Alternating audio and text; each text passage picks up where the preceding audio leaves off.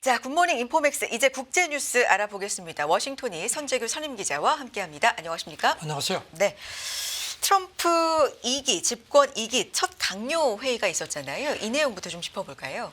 여러 가지 얘기를 했습니다. 네. 우선 미국이 우크라이나 안전 보장에 참여하지 않겠다고 선을 그었고요. 그리고 나토 가입 잊어라 이렇게 얘기를 했습니다. 그리고 유럽이 알아서 하라는 식의 얘기를 했고요. 그 다음에 이제 유럽연합에 대해서는 25% 관세를 곧 발표할 거다 얘기를 했고, 여기 대해서 이제 유럽연합 쪽에서 뭐 즉각 반응이 나왔습니다. 즉각 엄중히 대응하겠다. 그러면서 그 집행위원회 대변인이 덧붙이기를 유럽연합이 그동안에 미국에 상당히 유용했었다 기억하라고 조금 뼈 있게 얘기를 했습니다. 네. 집권 이후 뭐 한 달여 정도 좀 지났는데 어쨌든 이 성과도 홍보하고 우크라이나 대통령 방미 계획도 확인하고 일론 머스크도 참여했잖아요. 네. 그렇죠. 그리고 이제 그 대만 문제에 대해서는 바이든 행정부 때는 이제 중국이 대만을 침공하면은 그 개입한다고 했었는데, 여기 대해서는 나를 거기 그 끼워넣지 마라, 언급 안 하겠다, 조금 모호한 입장을 취했습니다. 네. 그리고 이제 캐나다하고 멕시코 25% 관세는 또 유예를 했습니다. 그래서 4월 2일부터 부과한다. 한 달 정도 늦췄는데, 총 그러면 한 두 달 유예. 그렇죠. 두 달 거죠? 유예해서 네. 그러니까 계속 지금 협상하고 있는 걸 시사를 했습니다. 네. 알겠습니다. 오늘 스타머 영국 총리가 이제 그렇죠. 백악관 방문하죠. 네. 그래서 이제 여러 가지 문제를 얘기를 하는데, 이제 영국은 아시다시피 유럽연합에서 탈퇴를 했기 때문에 지금 이제 멤버는 아닌데, 이제 이런 그 관세 부과 문제라든가 여러 가지 지금 우크라이나 문제 같은 게서 이제 어떤 또 얘기가 오갈지 궁금합니다. 머스크도 말씀드렸지만 이제 첫 강요 회의에 참여를 했고 여러 가지 뭐 재정 정책 좀 축소하는 부분들, 효율화시키는 부분들에 대해서 더 강조한 걸로 알고 있습니다. 그런데 트럼프 머스크발 미니 불황에 대해서 월가에서는 좀 경고의 목소리, 이런 것들 분석이 좀 나온다고요? 그런 조짐들이 좀 있다는 지적이 있었는데, 네. 이제 조금 이제 그 목소리가 좀 커지기 시작했습니다. 보면은 이제 그 호주 파이낸셜 리뷰 선임 칼럼니스트가 이렇게 글을 썼습니다. 머스크가 트럼프 뒷심 덕택에 새 권력을 만끽하고 있다 하면서, 이제 약간 요건 이제 조롱조로 썼는데, 머스크의 가장 주목할 만한 성과라면 불과 그 새 행정부 출범하고 5주도 안 돼서 미국이 어쩌면은 한 두 차례까지 미니 불황을 촉발한 거다, 이렇게 꼬집었습니다. 네. 실물 경제학자들도 이런 계속되고 있는 불확실성이라든지 아니면 최근에 나오기 시작한 뭔가 경고음, 소비 쪽에서의 경고음, 뭐 인플레이션 이런 쪽으로도 좀 얘기를 하기 시작한 모양입니다. 뱅크 오브 아메리카 그 마이클 하트넷 전략가도 그렇게 얘기를 했습니다. 네. 머스크가 이끄는 그 다지로 인해서 워싱턴 DC에 이미 불황이 시작됐다. 그래서 이제 최근 몇 주 사이에 특히 DC의 그 실업률이 급증한 점을 지적을 했습니다. 그러면서 트럼프하고 머스크가 이걸 극복하려면 세 가지 선택지가 있는데 인플레 같은 부작용이 뒤따르기 때문에 만만치 않을 거다, 이렇게 또 지적을 했습니다. 세 가지 선택지가 그럼 뭔지 하나하나 좀 볼까요? 첫째는 이제 네. 지출하고 세수를 현 수준, 그러니까 지출은 7조 달러, 세수는 5조 달러로 유지하면서 명목 GDP 성장률을 10%로 끌어올리는 건데, 이게 뭐 짐작하시겠지만 인플레를 유발할 수밖에 없기 때문에 녹록지 않다. 두 번째는 이제 트럼프가 좋아하는 그 관세를 높여서 세수를 올리는 것. 그러자면 이제 세수 1조 달러를 확보를 하려면 평균 관세율을 한 높게는 30%까지 책정을 해야 되는데, 이렇게 되면 이것 역시 인플레를 자극한다는 겁니다.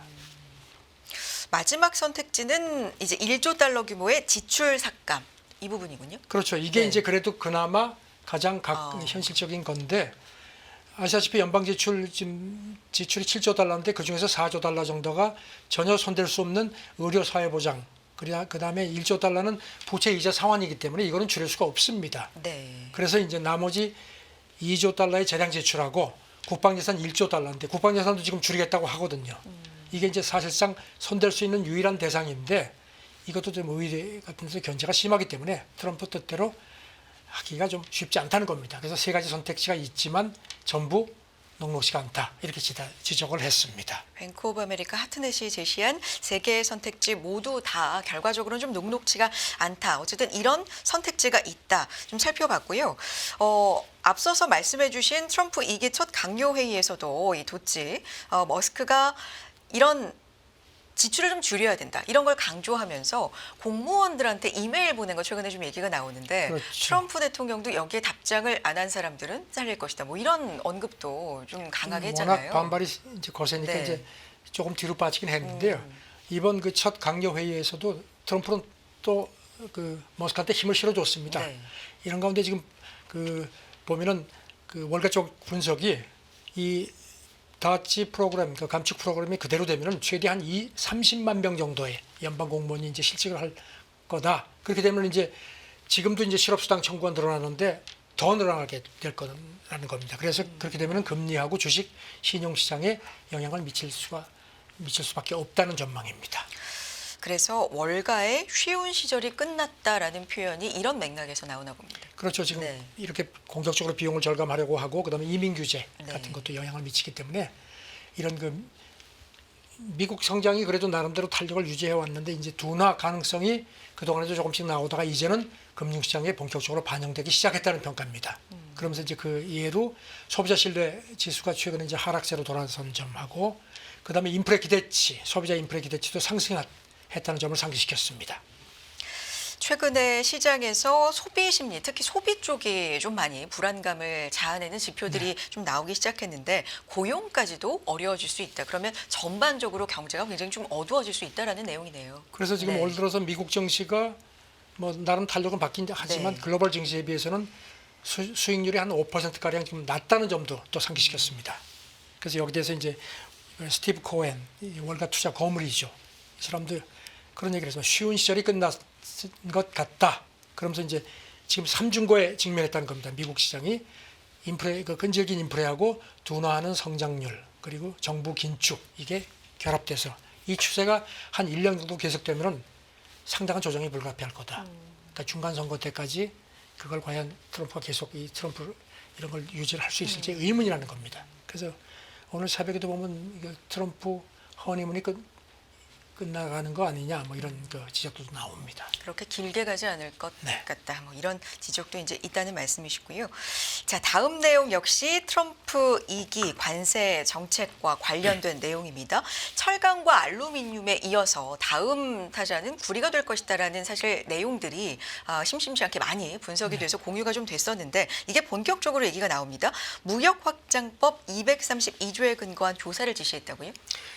1기 때도 이거 가지고 저 자동차 부분에 하여튼 적용을 했었습니다. 네. 그런데 이제 이번에 또 다시 쓰려고 하는 것 같습니다. 이 무역 확장법 232조는 특정 수입품이 국가 안보를 위협한다고 되면은 이제 대통령한테 폭넓은 권한을 주. 그러니까 당신이 조사해서 뭐 관세 같은 것도 매길 수 있게끔 하니까 이제 특히 이제 관세를 좋아하는 그 트럼프에게는 아주 안성맞춤이란 그런 지적인데요. 네. 그저께 상무부의 조사를 이제 구리에 대해서 조사하도록 지시를 했습니다. 왜냐하면 이제 구리가 그 미국 무기 체계 두 번째로 가장 많이 사용된다. 그런데 이제 구리 생산량이 지금 뭐 중국의 한 14%밖에 안 된다는 점을 백악관 당국자가 지적을 했습니다. 네. 그렇군요. 그러면 이게 어느 정도 시간이 걸리는 거예요? 그 상무부가 대통령 지시에 따라서 270일 안에 이게 진짜로 안보 저해할 위험이 있는지 아니면 그러면 어떻게 대응해야 될지에 대해서 이제 공고하는 보고서를 제출하면은 백악관이 이걸 보고 이후 90일 안에 결정을 해야 됩니다. 그럼 근 한 1년 정도로 잡아야 되는 건가요? 270일에 90일이면? 그렇죠. 그래서 네. 1기 때도 한 1년 정도 조사 시작해서 실행되기까지 1년 정도가 소요됐는데 백악관 당국자는 이번은 그렇지 않을 거다. 트럼프 시간에 입각해서 신속하게 이루어질 거라고 얘기를 했습니다. 그리고 이제 구리 같은 게 만약에 중국이 딱 차단을 해버리면 정말 이게 심각하다. 이거는 네. 단순한 무역 적자 문제가 아니다는 점도 강조를 했습니다. 이 232조 조사라는 게 역사적으로 보면 좀 오래 된 건가요? 1962년에 네. 무역 확장법을 개정해서 이제 이게 도입이 됐고요. 그래서 2001년까지 26건 조사가 됐다가 이후 16년은 하지 않았습니다. 네. 그리고 이제 트럼프 일기 때 이제 2017년 4월에 철강하고 알루미늄 조사를 했고 그리고 또 뭐 그동안에 조금 좀 주춤하다가 이제 이번에 다시 이제 됐는데 특히 이제 관측통들 얘기는 이번 조사가 자동차, 반도체, 의약품 쪽에 초점이 맞춰지지 않겠느냐 이렇게 내다봤습니다. 이런 가운데 철강과 알루미늄은 뭐 일찍이 이야기가 나왔던 부분들입니다. 알코아 CEO가 알루미늄 관세가 굉장히 많은 미국의 일자리를 위협하게 될 것이다. 이런 얘기를 했네요. 지금은 이제 10%인데 트럼프가 네. 이걸 25%로 올리겠다고 했죠.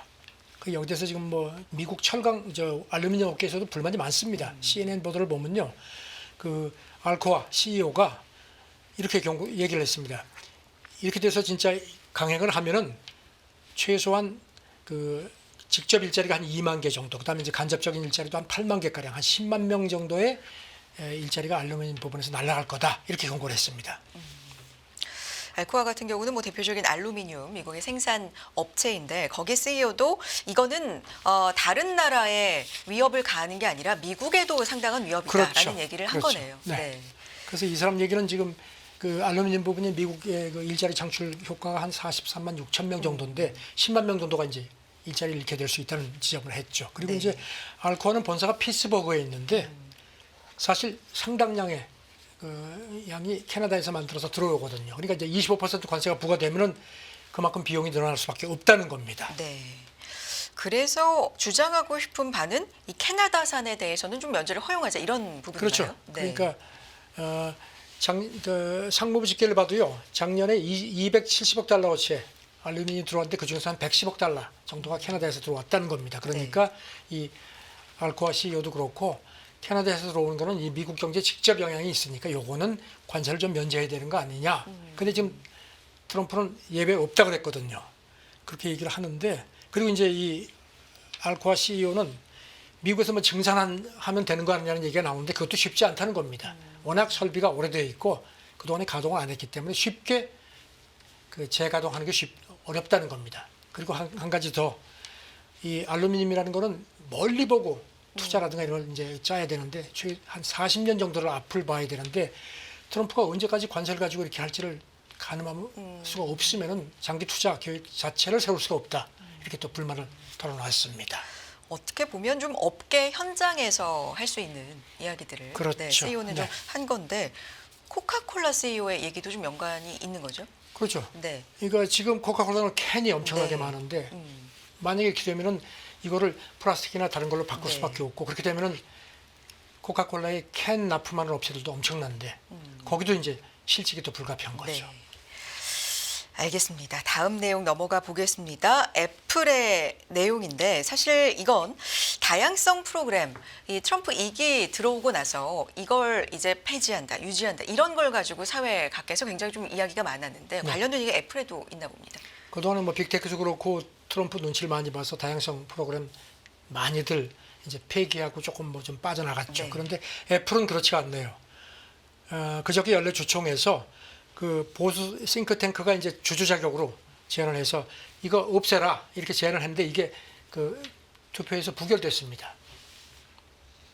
그러니까 지금 이쪽 주주가 이걸 제안하면서 잘못하면 이거 애플 수익에 위협이 된다. 그러니까 트럼프한테 눈에 벗어나면은 애플이 좋을 게 뭐가 있느냐는 식으로 얘기를 했는데 애플은 이제 회사 쪽에서 그런 입장이 아닙니다.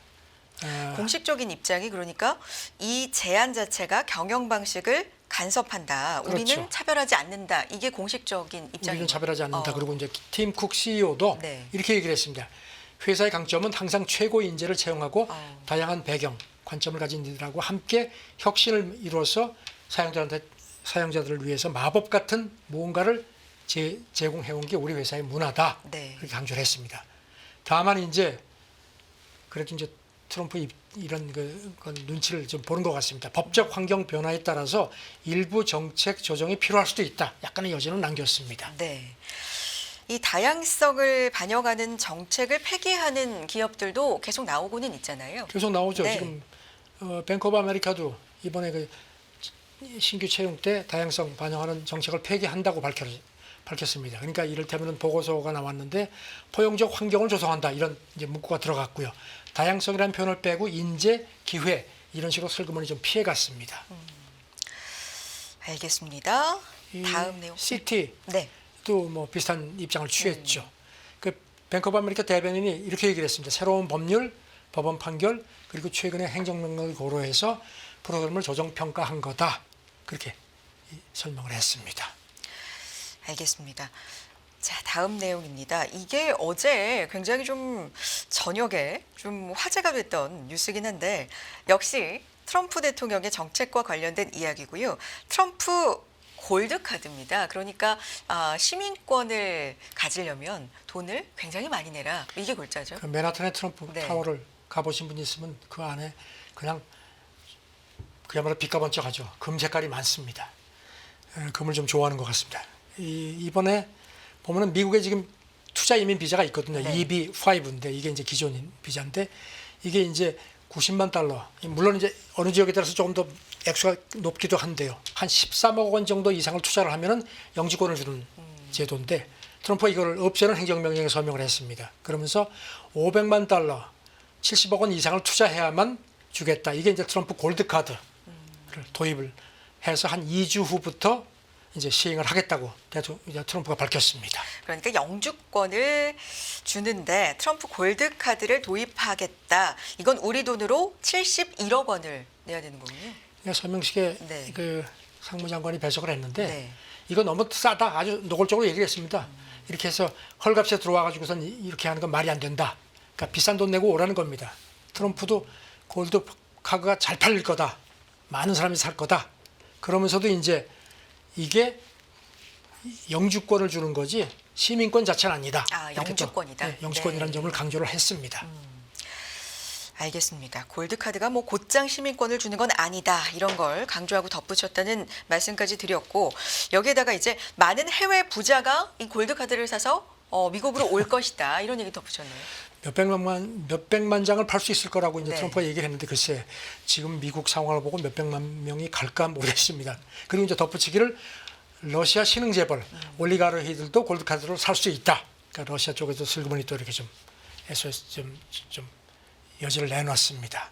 앞서서도 뭐 말씀해 주셨지만 하워드 러트닉 상무장관도 같이 있었는데 기존의 이 이민 프로그램이 뭔가 좀 문제가 있었다. 넌센스, 사기라는 표현까지 좀 썼네요. 러트닉도 월가 네. 출신이죠.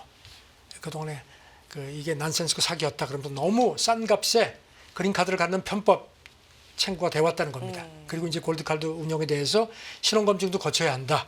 그러면서 사는 사람이 훌륭한 수준의 글로벌 시민임을 확실히 입증하도록 하겠다고 강조를 했습니다. 알겠습니다. 이 얘기 여기까지 하고 네. 다음 내용 넘어갈까요? 네. 트럼프 골드카드 얘기해 주셨는데 뭐 골드를 좀 좋아하는 것 같다 이런 말씀도 해 주셨는데요. 이 미사일 방어망 구축 행정명령 최근 서명하면서 이름을 바꿨는데 이게 아이언돔에서 골든돔으로 바뀌었다고요? 이게 지난달 말에 이제 서명이 된 걸로 네. 그렇게 이제 전해지고요. 이게 이제 행정명령이 미국을 위한 아이언돔, 이제 이스라엘 그 방어망을 이제 이름하고 같죠. 이거였는데 이거를 미국을 위한 골든돔으로 공식 변경한 걸로 미국 국방부 관계자가 확인을 했습니다. 네. 여기서 가디언이 이제 트럼프가 행정명령을 통해서 이제 멕시코만을 미국만으로 변경한 걸 이제 상기시키면서 명칭 바꾸기의 달인이다. 살짝 꼬집었습니다. 그러면서 이제 아까 말씀드린 것처럼 뉴욕에 트럼프 타워 가봐라. 아주 금색 휘황찬란하게 치장을 했다. 이렇게 또 상기시켰습니다. 네. 명칭을 바꾸고 이제 그 구체적인 내용이 뭔지를 보면 요격망 계획 새로운 걸 좀 2개월 안에 갖고 와라 이런 건가요? 이게 이제 네. 이스라엘 아이언돔 같은 경우는 이제 단거리 미사일 격추를 주로 이제 하는 시스템 대변에서 이 골든돔이라는 거는 굉장히 원대합니다. 그러니까 우주 기반 요격망을 구축하라는 겁니다. 그러니까 이제 지상 레이더로 탐지가 어려운 이런 신형 미사일 같은 거, 극초음속 미사일 같은 것을 인공위성 추적해서 레이저로 쏴서 이제 요격한다는 그런 개념인데 이게 지금 만만치가 않은 게요. 우선 기술력 같은 것도 그렇지만 엄청난 돈이 들어가기 때문에 이게 의회에서도 이걸 아마 쉽게 승인하기 어려울 거라는 겁니다. 그러면서 가디언이 80년대 기억하시겠지만 레이건 때 네. 이른바 스타워즈 구상 그때도 했거든요. 인공위성을 통해서 적 핵 미사일을 요격하는 걸 하다가 이게 뭐 돈도 그렇고 그래서 이제 중단이 됐는데 이제 그걸 또 슬그머니 상기시켰습니다. 네. 그러면 만약에 골든돔이 실행이 된다, 뭐 가장 수혜를 볼 곳이 어딘가? 그러면 당연히 좀 머스크다는 생각이 짐작하실 겁니다. 네, 나기도 하는데. 왜냐하면 지금 스페이스X가 인공위성 시장을 다 장악을 하고 있는 네. 현실이거든요. 그래서 지금 아니 이거 뭐 되면은 뭐 쉽지 않지만 머스크한테 또 뭔가 주는 거 아니야 하는 그런 지적들이 좀 벌써 나오기 시작합니다. 뭐 확실하진 않지만 어쨌든 설득력이 있는 어떤 추측 네. 네, 일 수 있겠죠. 자, 이런 얘기까지 해봤고요. 다음 얘기입니다. 역시 미국 트럼프 백악관 얘기 좀 해보겠습니다. 취재 시스템을 바꾼다. AP 취재를 제안해서 사실 이 부분에 대한 얘기도 많았고 새로운 뉴 미디어에게 백악관을 공개한다라는 걸 굉장히 좀 적극적으로 얘기했었잖아요. 그렇죠. AP는 뭐 아시겠지만 멕시코만을 미국만으로 바꿨는데 자기들은 네. 그 안 바꾸겠다고 해가지고 이제 그 백악관 풀 취재단에서 이제 제외가 됐죠. 그런데 거기서 더 나가서 백악관 대변인이 브리핑하면서 풀 기자를 그 동안에는 이제 백악관 기자단에서 자체적으로 이렇게 로테이션하면서 이렇게 했는데 그건 안 된다. 그게 벌써 굉장히 오래된 관행이거든요. 우리가 결정하겠다. 그러면서 특정 주류 매체 이렇게 톡 좀 주는 거는 더 이상은 용납하지 않겠다고 선언을 했습니다. 네.